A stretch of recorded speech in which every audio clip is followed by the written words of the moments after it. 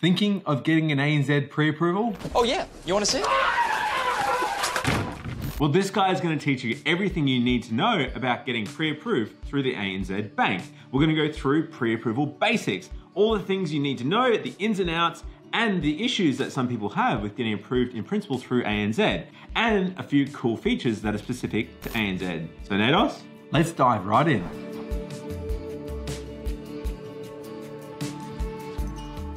So I guess first cab off the rank, Jaden, what are the pre-approval basics that I need to know if I'm going for an ANZ pre-approval? So a pre-approval is an indication from a bank that they're willing to lend you money. They look at things like your pay slips, your bank statements, even your credit history to make sure that you're going to be eligible for a home loan. Now, different banks call pre-approvals by different names.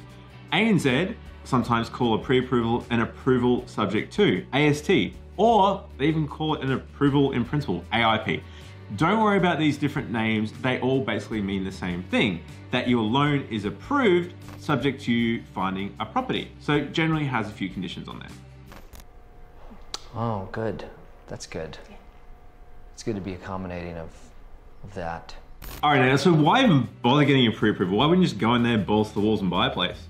Well, the main three reasons we see getting an ANZ pre-approval worth your while is, firstly, the pre-approval is going to last from anywhere from 3 to 6 months. So you've got a nice window there where you can feel confident that your finances are in order. The second is you'll have an absolute maximum as to the amount that you're willing to go up to. So if you've gone for a pre-approval for 500,000, that's your limit and that's where you need to stick to and seek no further than that from a purchase price.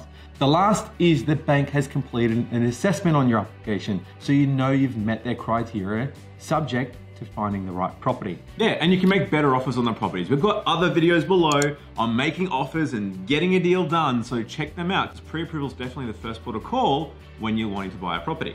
All right, Nate, so what are some bad points about a pre-approval? Like, why should you think twice about getting 12 of them? So the first thing is, number one, when you find the property, it might actually not meet ANZ's criteria in terms of what they're looking for.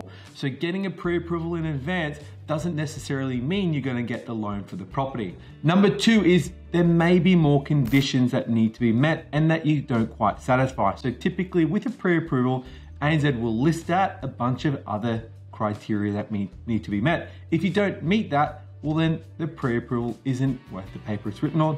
And the last is the pre-approval isn't 100% reliable, meaning that if you've got lender's mortgage insurance or your situation's changed, the bank is going to reassess your situation and make a decision at the time of processing your final application.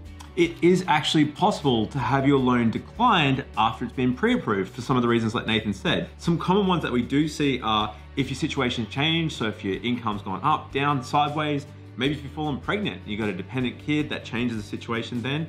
And thirdly is the property. So something that's very common at the moment is sometimes banks' valuers will look at properties a bit more harshly. So if you're buying a unit, if you're buying a newly constructed place, they might not value it in at the contract price, which means you have to either chip in some money or look for another bank. Well, I've been spending for years and I've got nothing to show for it. You'd spend a bit more, sweetheart. You might get a kettle. Have a chat to your mortgage broker about that. Because it's worth checking out and making sure the bank's going to be happy with that type of property you're buying. So you've got your approval in principle with ANZ. Jaden, what are some typical conditions that we'd see on a pre-approval? Glad you asked. So a couple of typical conditions, like you can see on the screen there, it's subject to a suitable property to be located. Sometimes they'll want to see funds to complete. Sometimes they'll want to see a title search. These are all pretty standard conditions that you don't need to worry about. If you've got less than a 20% deposit, like you can see on the video there, ANZ call lender's mortgage insurance, UMI, don't worry about it, it's the same thing, it's not the rock band, but you still need to get their approval even once ANZ have given you a conditional approval and found the property. Don't worry, they're all pretty standard conditions and you can still go out there and bid confidently and buy a property. I'm glad I signed. I'm a homeowner, right? All right, Nate, I'm ready. I want to get pre-approved. I want to talk to ANZ. I want to look at any bank really. So what are some typical documents I'm going to need to get my pre-approval signed off? So it's all standard information that the banks look at nowadays, such as identification. They'll want to see pay slips if you're employed by a company, tax returns if you're self-employed, bank statements to show your savings and your spendings history. So the bank looks at a whole raft of information. So typically what will happen is your mortgage broker will actually help you with this phase, and they'll get your information and check it out before applying with the bank. The reason being, not all banks will like things like your spendings pattern or certain income types or things like that. So make sure you get your broker to check it out before you apply to the bank. So one thing we're noticing at the moment that the banks are hating is Afterpay, and if you've had a few slip-ups on your credit card or any personal loans. In other words, try to make your payments on time, because the banks are all over this. If they see you have a bunch of missed payments in the last few months on your credit card, which is obviously a much smaller amount, then if they're trying to give you $500,000 or a few $100,000 to buy a property, they're going to be a bit hesitant, and they're going to want to know why you missed their payments on the credit cards, because then you might actually miss your payments on a home loan. So try to have all this stuff in order before you go to apply for your pre-approval, because it could affect the bank approving that loan.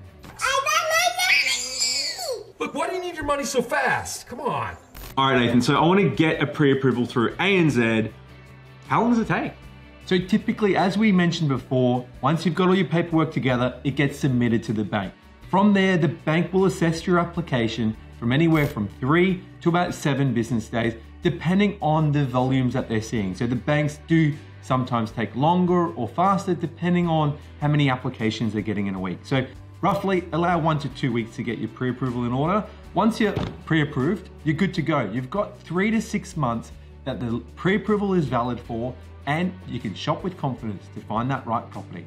So Jaden, what's the single biggest mistake you see when people go for an ANZ pre-approval? Yeah, I'm gonna tell you about my mate Dave. Now I've changed his name because Dave wouldn't want to know.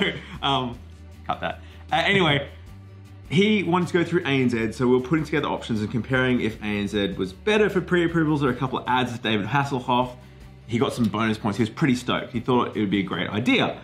Anyway, when we looked at the different options between the banks, with Dave having a 10% deposit, it meant that he had to pay the lender's mortgage insurance. Now, interestingly, through ANZ, compared to a few other lenders, the lender's mortgage insurance was over $1,192 more expensive than another lender. So you need to make sure you're comparing apples with apples and looking at all your different options rather than sort of running straight to ANZ and necessarily getting it pre-approved. Their advertising can be pretty compelling, and they've even advertised having home buyer coaches who are just bankers that they send out there to give you a pre-approval. They don't really coach or help you out that much. So definitely be a bit wary of that before you go start talking to those guys. So that's it for today, guys. If you have any comments, please leave them below. And as always, please like and subscribe. Thanks for watching, and see you next time.